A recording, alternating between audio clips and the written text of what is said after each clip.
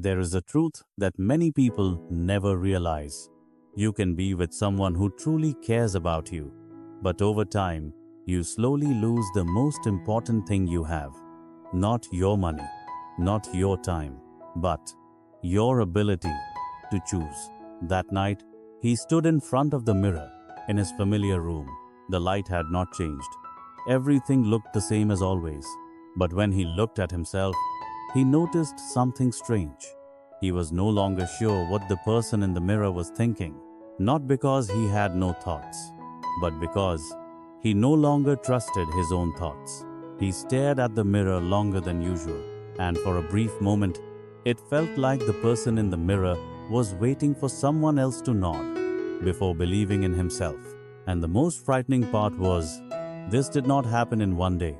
It happened slowly, so slowly, that he did not know when he started losing it. He had been living with her for more than 2 years. From the outside, the relationship looked fine. No big arguments, no serious conflicts. She spoke gently. She always had reasonable explanations. Whenever he wanted to do something, she never said no. She would just pause, look at him, and ask a familiar question. Are you sure? The question did not force him, but it made him pause just a little longer than usual. Then she would offer another option, more reasonable, safer, better. At first, it made him feel relieved. He did not have to think too much. He did not have to worry about being wrong. And slowly, he became used to letting someone else think for him. One morning, he stood in front of his closet. He picked up an old shirt he had always liked. There was no special reason. He just wanted to wear it. She saw it. She did not criticize. She did not reject it. She just smiled lightly and said, I think the other one suits you better. He stopped. He looked at the shirt in his hand. There was nothing wrong with it. But that sentence made him hesitate. He imagined, maybe the other choice was better.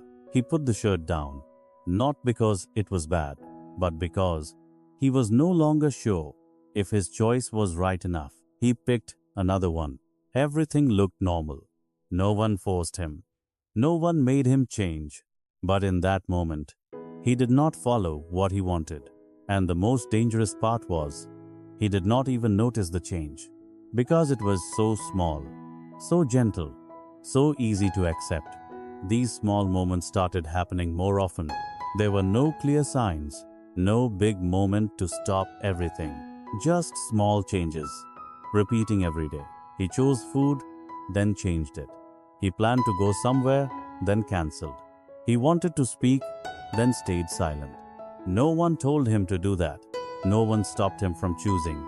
But every time he was about to decide, he paused. Just a little, but enough for another thought to enter. What if there is a better way? And that answer usually did not come from him. It came from her, soft, reasonable, and slowly. He started to believe maybe he was not good at choosing anymore. One day, his friends asked him out.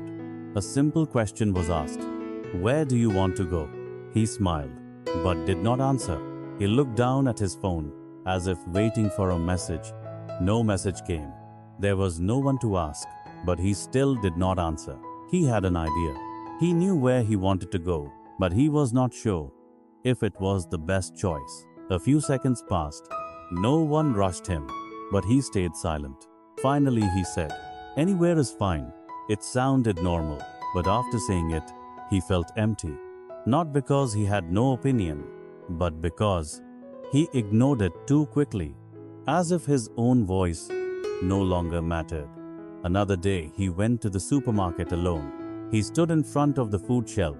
There were many options, things he had eaten before, things he knew he liked. He looked at each item. His hand touched one, then stopped. He did not take it, not because he did not want it, but because he was waiting for certainty, for the feeling that this choice was correct. But there was no one there, no one to confirm for him, and that made him stand still longer than usual. He started to feel uncomfortable, not with anyone else, but with himself. Why was something so small so difficult now? He was not like this before. But now, even choosing food felt hard. He picked one, then put it back, picked another, then stopped. Nothing was wrong, but he still could not choose. A man nearby watched him for a moment, not judging, just understanding. The man did not ask much. He simply said, "It looks like you are not used to choosing for yourself anymore." The sentence was simple, but it stayed in his mind longer than anything else. He froze, not because it was shocking, but because, for the first time, someone said something he had never dared to admit. He stood there longer. People passed by. They chose. They left. Everything was normal, except him. The longer he stood there, the more something felt wrong. Not because choosing was hard, but because he realized he was avoiding choosing, as if he did not decide, he would not be wrong. But if he did not choose, he was not really living. Finally, he picked something, not because he liked it, but because he wanted to end the hesitation. He did not ask anyone. He did not message anyone. He did not search for more.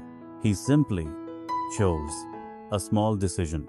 But for him, it was no longer small. He paid for it.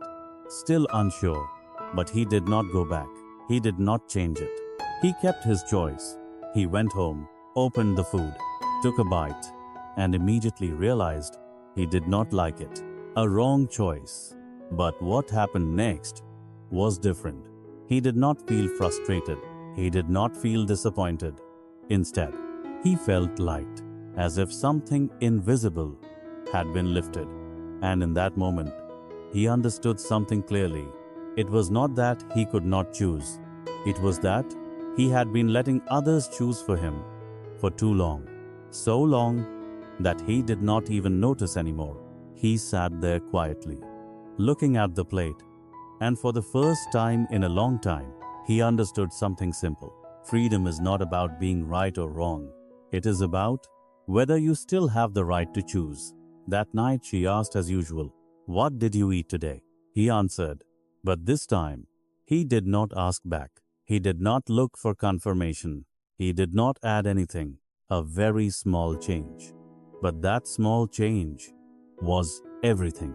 There is a small difference between care and control. Real courage does not make you afraid of being wrong. It does not decide everything for you. It does not make you doubt yourself. Control, no matter how gentle, is still someone choosing for you. And if it happens long enough, you will not even realize when you lost your right to choose. If today you are standing in front of a small choice and you are hesitating, try choosing for yourself. You do not need to be right. You do not need to be perfect. Just make sure it is your decision. Because sometimes what matters is not whether you are right or wrong. It is whether you still have the right to choose.